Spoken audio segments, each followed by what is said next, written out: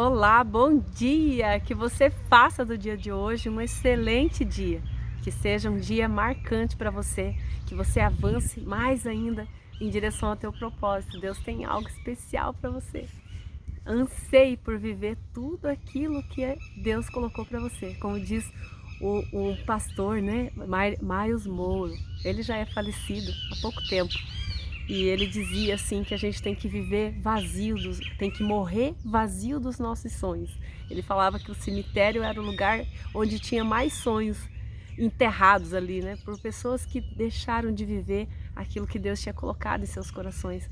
E Deus, a palavra fala assim que é Deus quem efetua tanto querer quanto realizar. Então aquilo que Ele coloca no teu coração, Ele também vai te capacitar a andar nesse caminho, a chegar até lá.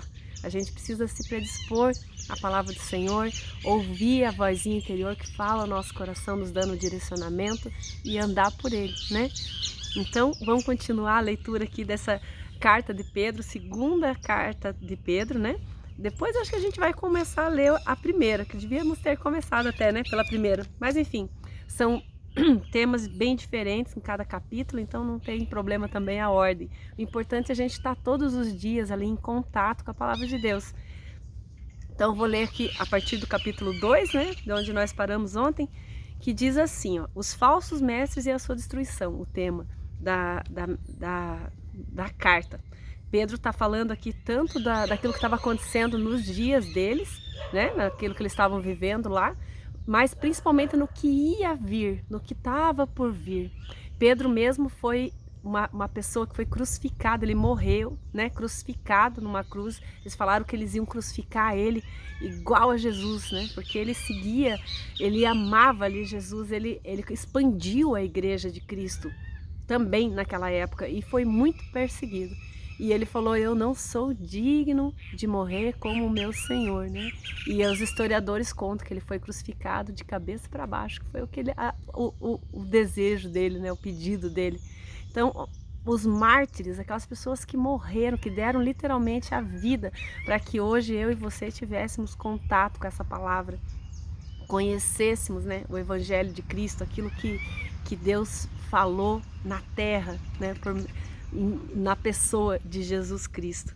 Então, diz assim no capítulo 2: no passado surgiram falsos profetas no meio do povo, como também surgirão entre vocês falsos mestres. Ele está falando para os tempos que iam vir. Hoje a gente vê muito isso, tem que tomar muito cuidado. É o Espírito Santo de Deus que habita dentro de nós que vai testificar aquilo que é a verdade de Deus e aquilo que é engano. Então a gente precisa estar atento a essa vozinha interior. Quando você ouve alguma coisa que não procede de Deus, fica algo enroscado, você não consegue digerir aquilo que você ouviu, né? Não insista com a tua mente, não force a acreditar por conta de, é pessoa, é fulano, é outro, não. Acredite naquilo que Deus fala ao teu coração fortemente e ao mesmo tempo coloque diante do Senhor. Senhor, eu devo substituir as minhas verdades pelas suas? Sim. Agora, nunca substituir aquilo que está na palavra de Deus. Essa é a verdade absoluta. Então, aquilo que você ouvir, né, passe pelo filtro da palavra de Deus para que você não seja enganado. Como ele está falando, como também surgirão entre vocês falsos mestres. Estes introduzirão secretamente heresias destruidoras, chegando a negar o soberano que os resgatou, trazendo sobre si mesmos repentina destruição. Muitos seguirão os caminhos vergonhosos desses homens, e por causa deles será difamado o caminho da verdade. Né? Difamado, aquilo que é verdadeiro passa a ser errado, né? Aquilo que é o certo é envergonhado. Né? Eu ia falar uma palavra vituperado, nossa, não sei de onde que veio essa palavra na minha cabeça. Mas a palavra de Deus tem esses termos também. Seja envergonhado, né? A gente vê muitas vezes aquilo que é verdadeiro, aquilo que está andando na retidão ser envergonhado. Principalmente entre os adolescentes, né? A virgindade é envergonhado diante do meio deles, porque o certo virou errado e o errado é o que é o certo, né? Então tem inversão de valores. E no versículo 3, em sua cobiça tais mestres os explorarão como histórias que inventaram, os explorarão com histórias que inventaram. Há muito tempo a sua condenação paira sobre eles e a sua destruição não tarda. Pois Deus não poupou os anjos que pecaram, mas os lançou no inferno, prendendo-os em abismos tenebrosos, a fim de serem reservados para o juízo. Ele não poupou o mundo antigo quando trouxe o dilúvio sobre aquele povo ímpio, mas preservou Noé, pregador da justiça, e mais 7 pessoas, que eram ali os filhos de Noé. E também condenou as cidades de Sodoma e Gomorra, reduzindo-as a cinzas, tornando-as exemplo. A alegria deles. Tornando-os exemplo do que acontecerá aos ímpios. Mas livrou Jó, homem justo que se afligia com o procedimento libertino dos que não tinham princípios morais, pois vivendo entre eles todos os dias aquele justo se atormentava em sua alma justa, por causa das maldades que ouvia e via. Vemos, portanto, que o Senhor sabe livrar os piedosos da provação e manter em castigo os ímpios para o dia do juízo, especialmente os que seguem os desejos impuros da carne e desprezam a autoridade, né? Jó, assim como Deus livrou a Jó no meio daquela impiedade que ele vivia, tirou ele dali, ele resgatou ele e a sua família, para que viesse a destruição, o juízo de Deus, né? Mesma coisa com Jó, Deus tirou Jó daquela cidade de Sodoma e Gomorra antes de lançar o juízo sobre eles. Da mesma forma, Deus vai cuidar daqueles que são seus no dia do juízo. E está próximo o dia do juízo. E dessa vez não vai ser com fogo, não vai ser com chuva, como a palavra fala, mas a vinda do Senhor Jesus vai operar o juízo. Nós já falamos essas semanas, né? E onde a presença de Deus entra, opera-se o juízo naturalmente. Lembra que nós falamos a respeito da arca da aliança, quando os inimigos pegavam a arca da aliança com o intuito de enfraquecer o povo de Israel nas batalhas, aquela presença de Deus no meio dele trazia praga, pestes e destruição. Ah, porque Deus era vingativo? Não, porque onde impera a iniquidade, opera o juízo de Deus, a presença de Deus opera o juízo, né? E aonde opera a bondade e a justiça, a presença de Deus traz prosperidade e abundância, como aconteceu quando a arca esteve na casa de Obed-edom. Então, quando a Bíblia fala da vinda de Jesus e do juízo de Deus sobre a humanidade, sobre toda a terra, lá em Apocalipse diz, né, que todo joelho se dobrará diante da autoridade de Jesus Cristo, da autoridade da vinda de Jesus, é porque a presença de Deus vai ser tão forte sobre a terra naquele dia, né? Que ai daqueles, né? Jesus falou assim que haverá dores, rangeres de dente, pranto, choro, o dia terrível do Senhor, a palavra se refere, né? Mas o dia terrível do Senhor para aqueles que andam em injustiça, que praticam as imundícias, as abominações, aquilo que é contrário à verdade de Deus. Esses vão sofrer diante da gloriosa presença de Deus que traz o juízo. Então, prepara o teu coração, prepara a tua vida para a vinda de Jesus, para a grande vinda de Jesus que está muito próximo. Todos os sinais, muitos dos sinais que a palavra narra, já está acontecendo no nosso meio. Então é iminente a vinda de Jesus. Continuando no versículo 10, né? Insolentes e arrogantes, tal como homens, não têm medo de difamar os seres celestiais. Contudo, nem os anjos, embora sendo maiores em força e poder, fazem acusações injuriosas contra aqueles seres na presença do Senhor, dizendo que essas pessoas que implantam uma cultura, né, um ensinamento contrário à palavra de Deus, elas difamam as coisas celestiais. E ele dizendo, nem mesmo os anjos fazem isso diante de Deus, eles não nos acusam. E a gente acaba ali, né, como seres humanos, vivendo a iniquidade e acusando, difamando as coisas celestiais. No versículo 12, mas eles difamam o que não conhecem e são como criaturas irracionais, guiadas pelo instinto, nascidos para serem capturadas e destruídas, serão corrompidas pela sua própria corrupção. Olha só que interessante. O juízo de Deus não opera pela ira de Deus. Ah, o Deus ficou zangado, mandou fogo sobre a terra. Não. A própria concupiscência, a própria corrupção daqueles que corrompem atrai as coisas ruins que lhes sucedem, né? Serão corrompidos pela sua própria corrupção. Assim como Deus, né, quando o homem escolheu a desobediência lá no Jardim do Éden, Adão e Eva foram expulsos do paraíso. A gente pensa, Deus é mau, né? Ele expulsou eles do paraíso. Deus tirou eles da presença da santidade, porque o pecado já estava habitando no coração deles. E assim, para evitar que eles fossem ali fulminados pela glória de Deus, porque não tem como compactuar aquilo que é santo daquilo que é injusto, que é profano, que é errado, que é pecaminoso. Então Deus separou eles daquela presença que eles tinham, aquela comunhão que eles tinham com Deus no jardim, para que eles não fossem machucados. Mas a palavra conta que ainda assim Deus cuidava deles e Deus falava com eles aonde eles estavam, né? É lindo, o amor de Deus a gente nunca vai compreender. Deus é amor, Deus é amor, né?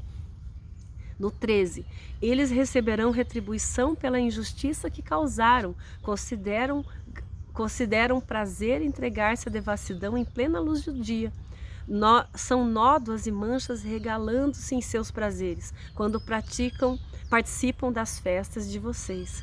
Tendo os olhos cheios de adultério, nunca param de pecar, iludem os instáveis e têm o coração exercitado na ganância. Malditos, Pedro diz. Então é instável, iludem os instáveis, sabe aquela pessoa que fica meio em cima do muro, uma hora tá aqui, uma hora tá ali? Quando chegam essas seduções, elas acabam caindo na corrupção, acabam se corrompendo, porque não tem as suas raízes firmadas em Deus. No 15, eles abandonaram o caminho reto e se desviaram seguindo o caminho de Balaão, filho de Beor, que amou o salário da injustiça, mas em sua transgressão foi repreendido por uma jumenta, um animal mudo que falou com voz humana e refreou a insensatez do profeta. Essa história de Balaão está lá no livro de Números, né? Números no capítulo 20 em diante ali, conta dessa história de Balaão, que o rei da cidade dos Amonitas, se não me engano, não me falha agora, né? O povo de Israel acampou do lado de uma grande cidade e o rei se sentiu ameaçado por causa do volume do povo. Eles eram cerca de 3 milhões de pessoas ali acampados, né?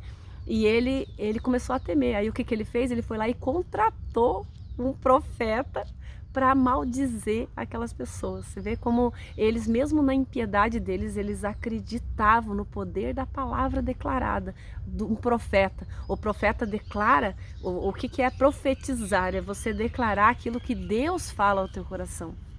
Não é falar da sua própria boca. Balaão não tinha poder nele mesmo, mas quando Deus falava através dele, as coisas aconteciam, né? Hoje nós podemos profetizar por meio do Espírito Santo que habita em nós. Paulo falou isso lá no capítulo 12 de Coríntios.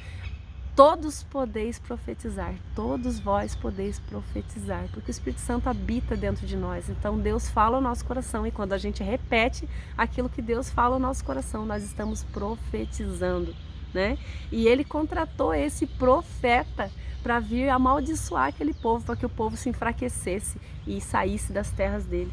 E Balaão recusou a primeira vez, a segunda vez, só que aí a quantidade de ouro e honrarias começou a aumentar e ele acabou se corrompendo e cedendo ali ao pedido daquele rei. Só que ele falou assim, eu vou lá, mas eu só vou falar aquilo que Deus falar, porque o profeta ele não tem poder nele mesmo, né? Como a gente estava falando. Era aquilo que Deus falasse. E por 3 vezes ali, ao invés dele amaldiçoar o povo de Israel, ele abençoava o povo de Israel, causando assim a fúria daquele rei. Então depois você leia lá aquela história bem interessante também, né? E aqui ele está comparando essas pessoas como eles abandonaram o caminho reto, né? A Balaão ele se corrompeu por dinheiro, por ganância e fez aquilo que era errado. E ainda foi repreendido por Deus. Deus avisou ele que não era para ele fazer isso, usando uma mula, um animal irracional que não fala. Deus abriu a boca daquela mula para falar, para alertar o que ele estava fazendo de errado. E ainda assim ele permaneceu e fez aquilo que era errado. Assim Deus está comparando aqui, através dessa palavra de Pedro, né? Que às vezes a gente escuta tanto o caminho que a gente deve seguir, a gente sabe que não é para ir naquela direção, mas acaba fazendo, acaba indo, né? Atente aos conselhos, à voz de Deus, ao Espírito Santo te direcionando para o caminho reto, e obedeça a voz do Senhor, para que a gente não caia em condenação e em engano nesses dias que são maus, como a palavra de Deus fala, né? Jesus falava, os dias são maus, né? No 17, esses homens são fontes sem água e névoas impelidas pela tempestade. A escuridão das trevas lhes está reservada, pois eles com palavras de vaidade, arrogância e provocando os desejos de libertinos da carne, seduzem os que estão quase conseguindo fugir daqueles que vivem no erro. Prometendo-lhes liberdade, eles mesmos são escravos da corrupção, pois o homem é escravo daquilo que o domina. Olha que palavra tremenda! Você é escravo daquilo que te domina, seja um vício, seja um desejo desenfreado, seja algo que você não consegue parar. Isso te dominando, isso está te dominando, você está sendo escravo. E Jesus diz que ele veio para trazer libertação aos cativos. Então, quando a gente entrega a nossa vida para Jesus, verdadeiramente ele nos torna livres, verdadeiramente livres, né? Conhecereis a verdade e a verdade vos libertará, Jesus falou. Quando a gente conhece a verdade da palavra e anda nela, nós somos livres daquilo que nos escraviza, daquilo que nos impede ao erro, sem que a gente consiga dizer não para aquilo. Tudo aquilo que você não consegue dizer não, você está sendo escravo, né? No 20, se tendo escapado das contaminações do mundo por meio do conhecimento de nosso Senhor e Salvador Jesus Cristo, encontram-se novamente nela enredados e por elas dominados, estão em pior estado do que no princípio. Aqui ele está falando daquelas pessoas que uma vez foram iluminadas pela verdade da palavra de Deus e escolheram voltar de novo lá para aquele engano, para aquele erro, né? De onde elas já tinham saído. E no 21 ele diz assim, teria sido melhor que não tivessem conhecido o caminho da justiça do que depois de o terem conhecido voltarem as costas para o santo mandamento que lhes foi transmitido. Confirma-se neles que é verdadeiro o provérbio, o cão volta ao vômito e ainda a porca lavada volta a revolver-se na lama, né? Então, o engano vai seduzindo até aqueles que uma vez já conheceram a palavra da verdade e acabam enredando-se nos seus próprios prazeres e se tornam escravos daquele erro, daquele engano sem perceber. Aí ele colocou esses dois provérbios aqui que exemplificam essa situação. Mas em todas elas, né, a palavra diz que quando a gente se arrepende, quando a gente concorda com o Espírito Santo que aquilo é errado, arrependimento, a palavra arrependimento, ó, a chuvinha aqui da água retida nas nuvens, nas árvores, né, sacudindo aqui, caiu tudo aqui, molhou. Quando a gente se submete ao Espírito Santo de Deus, né? E entende que é errado andar naquele caminho, isso traz o arrependimento. Arrependimento é diferente de remorso. Remorso você se arrepende, né, momentaneamente daquele erro, mas simplesmente porque o erro não deu certo como você queria. Então, na primeira oportunidade, você vai fazer de novo. E já a palavra arrependimento verdadeiro, ela é a palavra grega metanoia, né? Que é a mudança de mente. Meu Deus, olha, tanto lugar para eles irem fazer bagunça. Onde é que eles estão aqui, ó? Mas estão me empurrando aqui.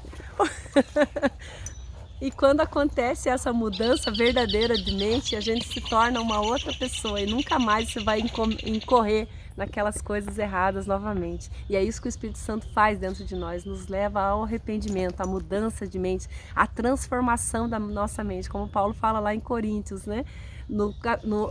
Em Romanos 12, ele diz ali, transformai-vos, não se conforme com esse mundo, mas transforme pela renovação da tua mente para que você possa experimentar qual seja a boa, agradável e perfeita vontade de Deus para você. E esse é o meu desejo para o dia de hoje, mastigue essa palavra do Senhor, né?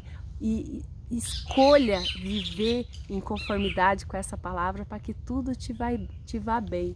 O desejo do coração de Deus é que a gente tenha vida. Jesus disse lá em João 10:10, né? Eu vim para que todos tenham vida e a tenham em abundância. Esse é o desejo do coração de Deus para mim e para você. Que Deus abençoe grandemente o seu dia, né? E até amanhã. Se Deus quiser, estamos aqui de novo. Vamos terminar essa carta de Pedro no capítulo 3.